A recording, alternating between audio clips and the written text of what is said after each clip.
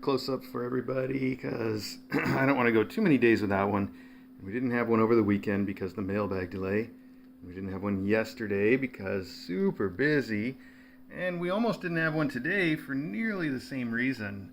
But I wanted everybody to see the kittens while I was still suited up and in here. So here we are.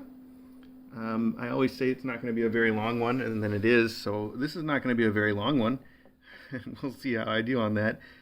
Um, I wanted to update you on everybody and everything.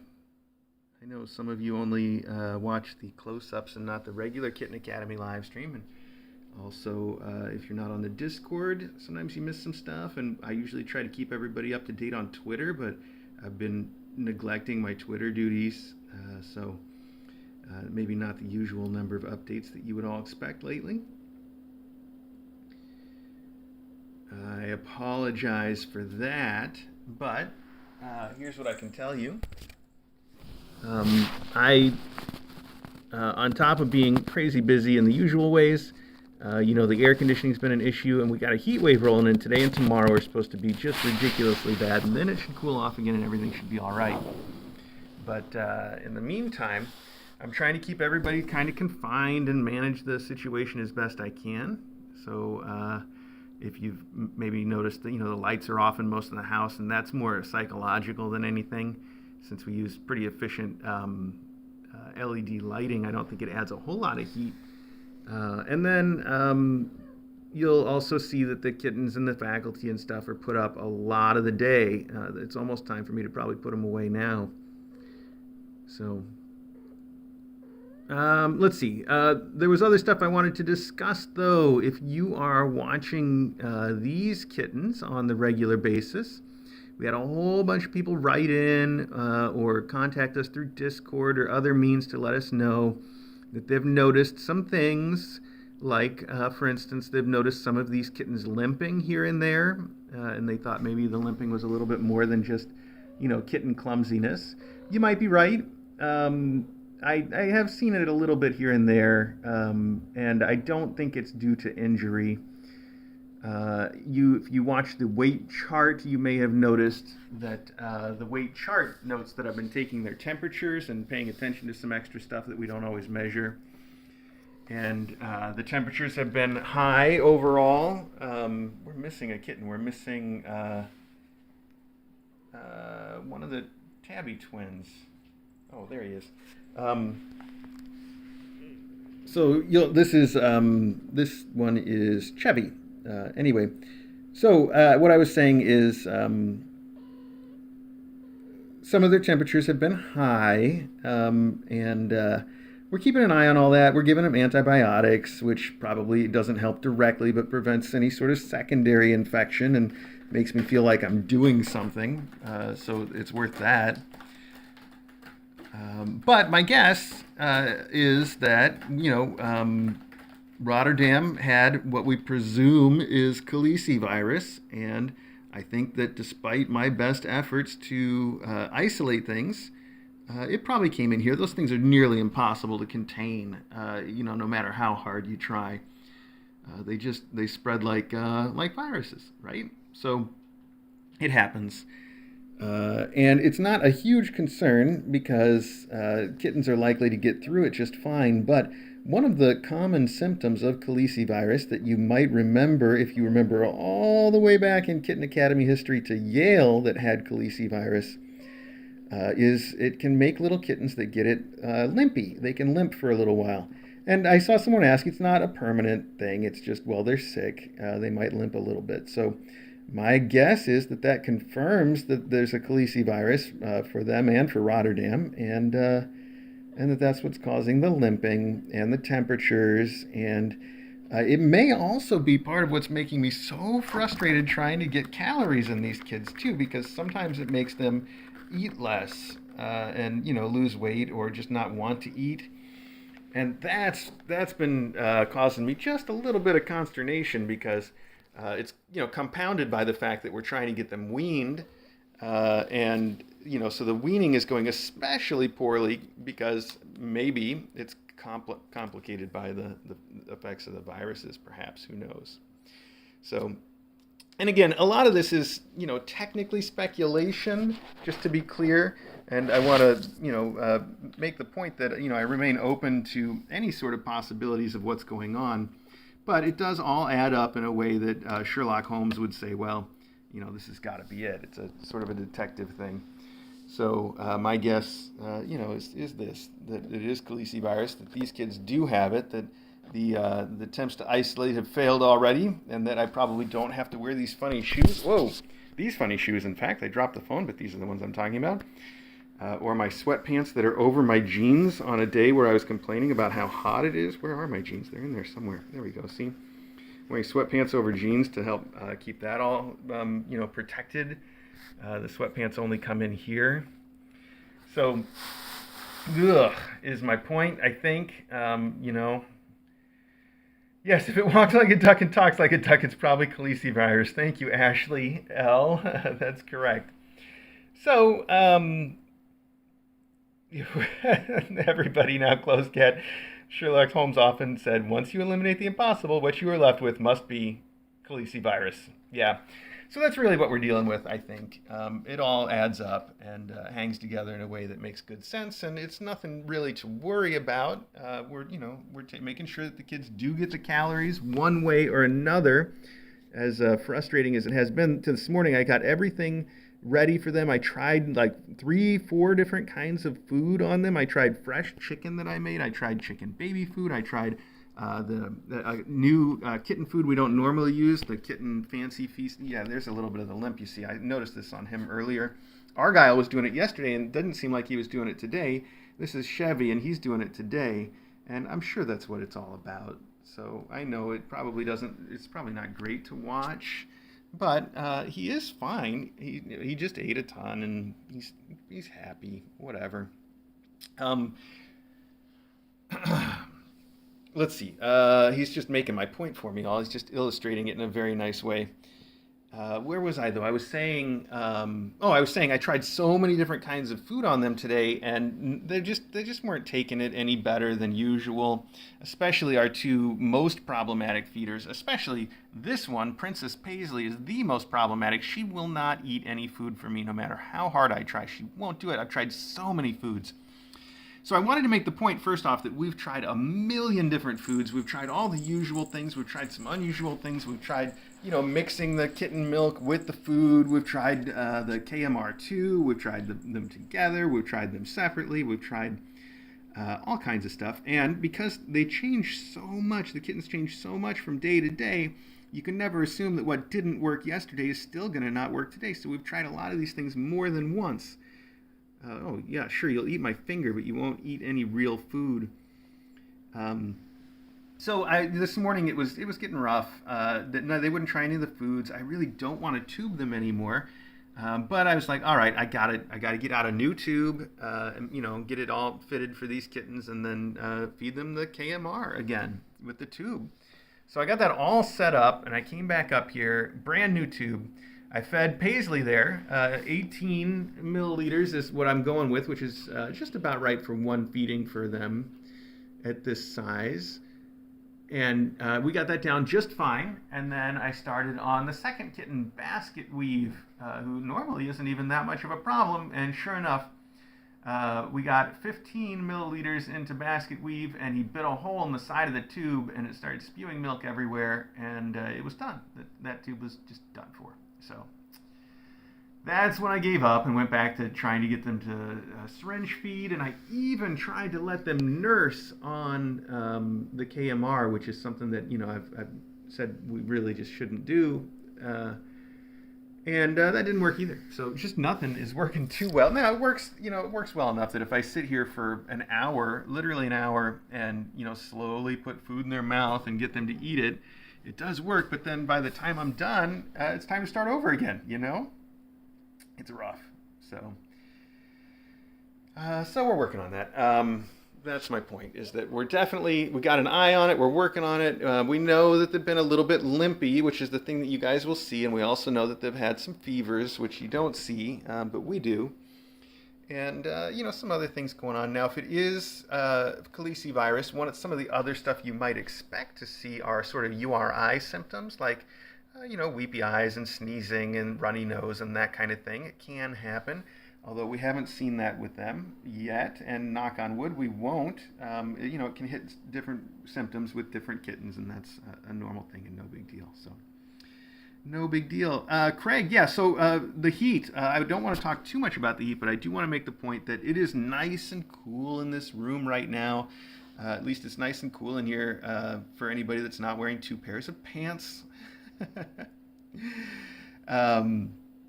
But it is nice and cool in here. This is one of the rooms. All the rooms have working air conditioning. It's not going to be able to keep up with the peak heat today, though. I know that for sure. So I won't be surprised if it gets up, to like 80 degrees in here. But even so, 80 degrees, perfectly tolerable, even for a little kitten. In fact, a lot of cats even like that kind of thing, so they're going to be fine.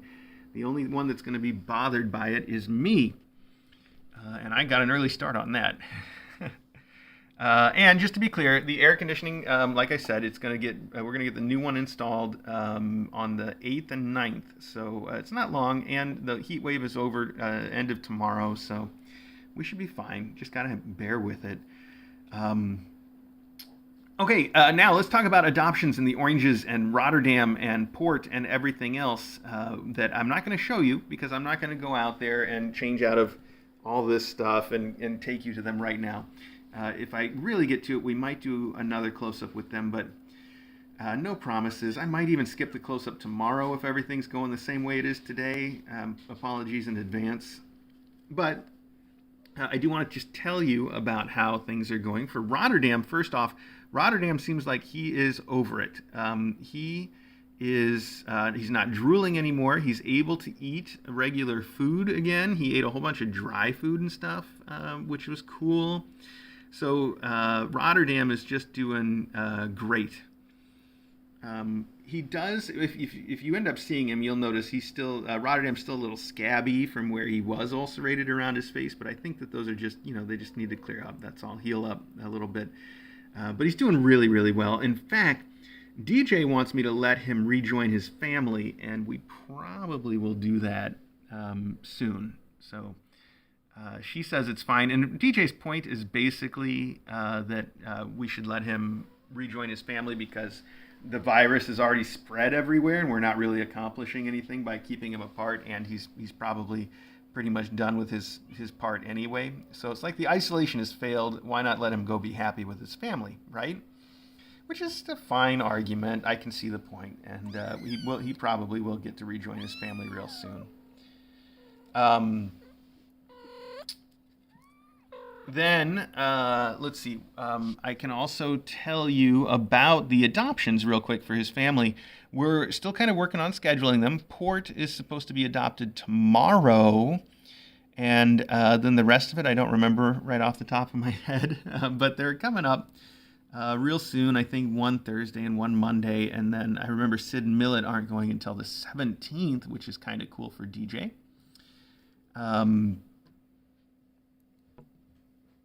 So then the one thing I did want to say, though, I wanted to address some of the adopters directly if they happen to be watching this. I've already reached out to all of them by email and on chat to let them know.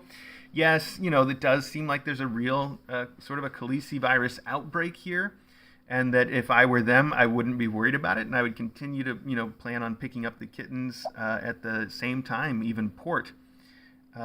So I think so far that they all have agreed that makes sense to them, and so all the adoptions are going to go on schedule. But I needed to make sure that they're aware of what's happening in case they've got any special concerns. It's really their decisions, But the reasons that they shouldn't be concerned, I think I should explain to everybody, because Khaleesi virus is something that you might want to know a little bit about. So first off, one reason that they shouldn't be concerned is if they have other cats. They are adult cats, and adult cats, if they get it, usually only get it a very, very mild infection or completely asymptomatic. They don't show any sign at all. So that's one reason not to worry about it. Another reason is that if they have other cats, those cats probably have already been vaccinated for it with the FVRCP vaccine that we give to all the cats that attend the Kitten Academy. So another reason to think that if they got it at all, it would be a very mild infection. And they probably, again, wouldn't get it at all, so there's that. On top of that, Port and all of her oranges except Rotterdam have gotten the full vaccination against the Khaleesi virus. But the reason that Rotterdam didn't get it, of course, is that he fell sick with it just the day before he was going to get that final dose of the vaccine, believe it or not. So that's ironic, I guess. You might notice Argyle's looking a little dirty. That's because of all the effort I went through to try to feed him, and he just got food everywhere, and I cleaned him up as best I could, but there's still going to be a little bit of color there. So those are some of the reasons not to worry about the FVRCP, even if not to worry about the the feline Khaleesi virus, FCV. Yes, there we go. FCV is what they call it.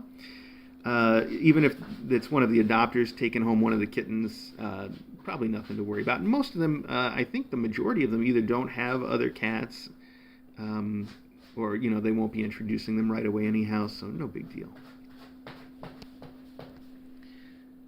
And of course, if one of the adopters did want to put it off for a while, that's fine too.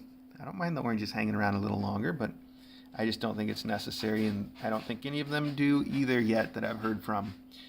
On that final note, if you are the person that is adopting Rio, I don't think that you've responded to my email yet, so make sure you check your email.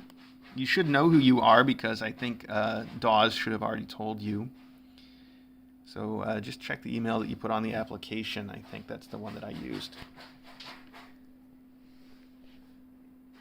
And we still haven't heard back the final word on adopters for Rotterdam and Puget either, but that's academic at this point, I think. Would probably want to wait just a little bit and make sure Roddy's completely cleared up anyway. And Roddy still needs to get his surgery because that's the other thing he missed, the surgery and the third dose of the vaccine. So convenient for him, I guess.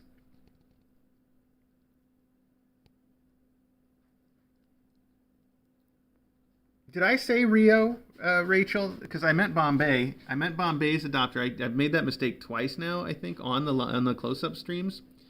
I definitely meant Bombay's adopter. You need to reach out and get in touch with me. I'm so sorry. And if you're Rio's adopter, you're freaking out going, what's the matter? I meant Bombay. So Bombay's adopter, contact me by the emails there. Or check your emails. I contacted you.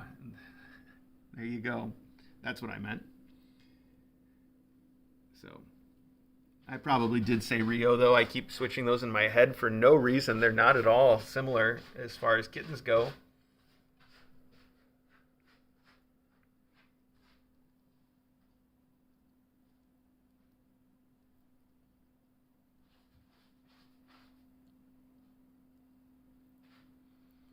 Well, I really hate it when I spend the entire close-up talking about stuff like little kittens with the Khaleesi virus and how miserable the house is going to be with the heat and just complaining. It sounds like complaining the whole time. I don't mean to do that. I don't have much to complain about. And nobody wants to hear it, so apologies, but I do think it's important to let everybody know what's going on, so we got that done.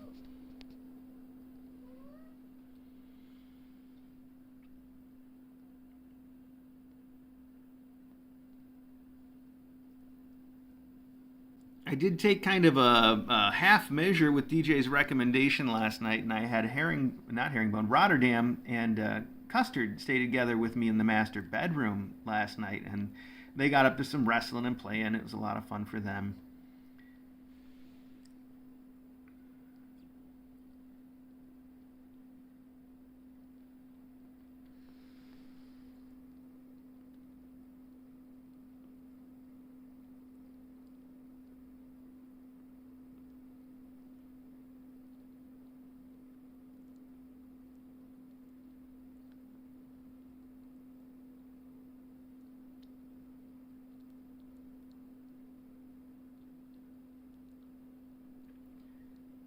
I'll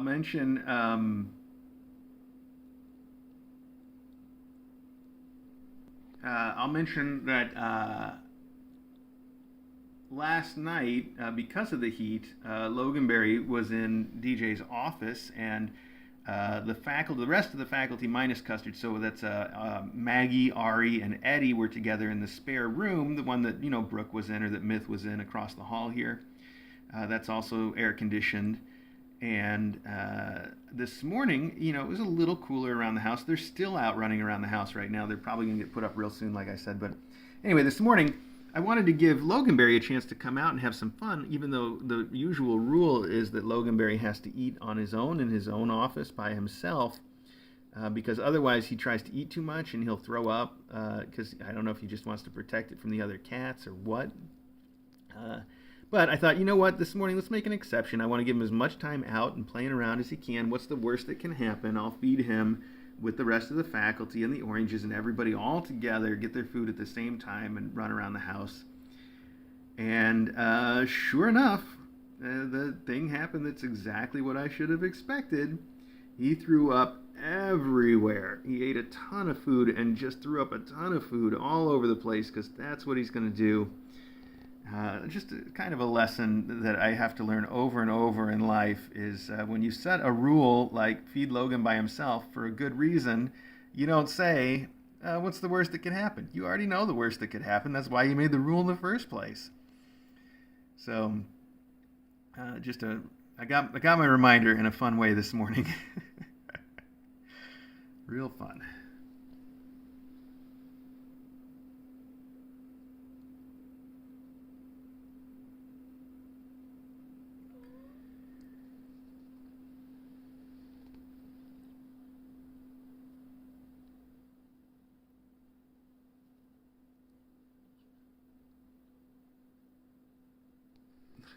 Look at Princess Paisley is falling asleep right on top of her brother. That's her brother's head under her that she's using as a giant pillow. She's like, yeah, I'm just going to sleep right here. That's fine with me. Okay, then. And then Argyle and one of the Tabby twins is over here. Which one is this? This is, I don't know. It's so hard for me to figure it out still. I've kind of got it sorted, but he's upside down, and that's enough to throw me off. I think it's herringbone.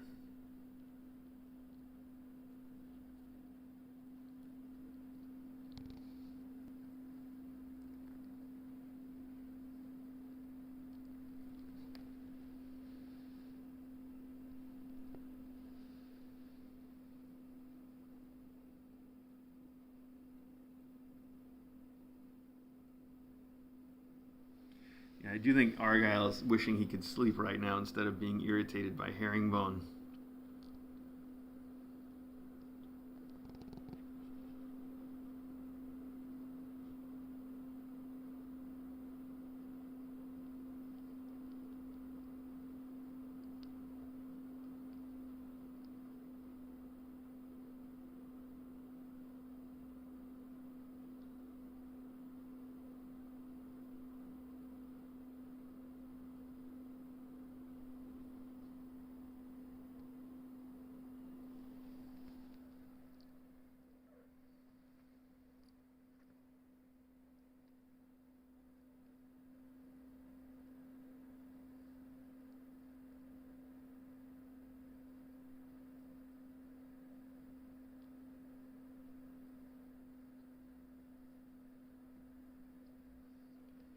Well, everybody, I should probably go ahead and wrap this up. I got plenty of things still to take care of here, and I don't have as much time to take care of them as I should because at some point, probably soon, it's going to get too warm to do anything but settle down and stop doing any work for the rest of the day.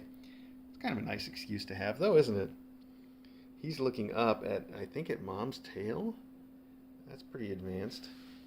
Harry. You want to see what your mom is up to up there?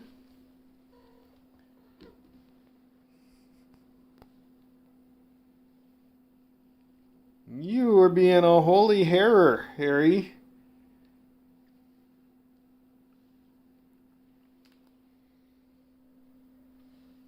So, thank you guys for joining me. Thanks for listening to what was, on one level the news, and on the other level just me complaining about everything that's going wrong right now. I apologize. On that level, I apologize. But I hope it was helpful to know what's going on and why. And,